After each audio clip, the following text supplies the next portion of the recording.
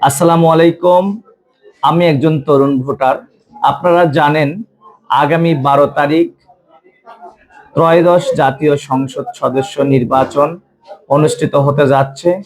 সেই সংসদ নির্বাচনে আমরা তরুণ সমাজ যারা দীর্ঘ 17 বছর ফ্যাসিস্ট হাসিনা সরকারের নির্যাতনের শিকার হয়েছি এবং বৈষম্যের শিকার হয়েছি, আমরা যারা এই যে জুলাই আন্দোলনে যারা আমরা সামনে থেকে নেতৃত্ব দিয়েছি, তার মধ্য থেকে আমি একজন। আমি আশা করছি বাংলাদেশের যে তরুণ সমাজ তারা আগামীকাল জনাব তারেক রহমানের ধানের শীষ এবং বিএনপির ধানের শীষে ভোট দিয়ে সরকার গঠন করার সুযোগ দিবেন এবং একটি সুন্দর বাংলাদেশ বিনির্মাণের সুযোগ করে দিবেন। আমরা জানি বাংলাদেশের একটি সমৃদ্ধ এবং শক্তিশালী রাষ্ট্র এবং একটি সুন্দর রাষ্ট্র পরিচালনা করার জন্য আগামী দিনে বিএনপিকে অত্যন্ত জরুরি।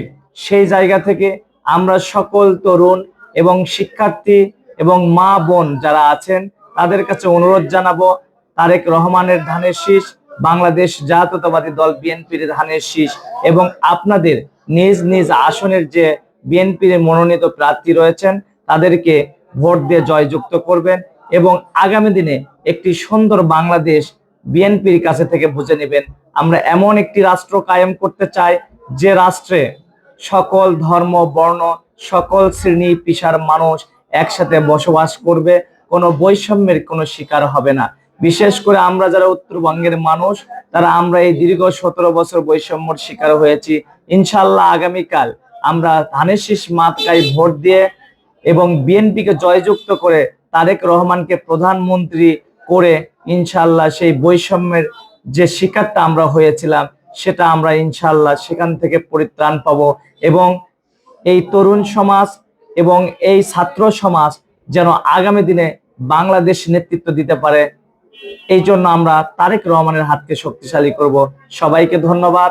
আমি আতিকুল ইসলাম বিপ্লব, বাংলাদেশ জাতীয়তাবাদী ছাত্র দল সরকারের আজিজুল হক কলেজের সিনিয়র যুগ্ম আহ্বায়ক। সবাইকে ধন্যবাদ।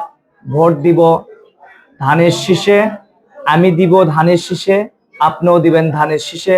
সবাই মিলেমিশে দেশ গড়ব একসাথে ইনশাআল্লাহ।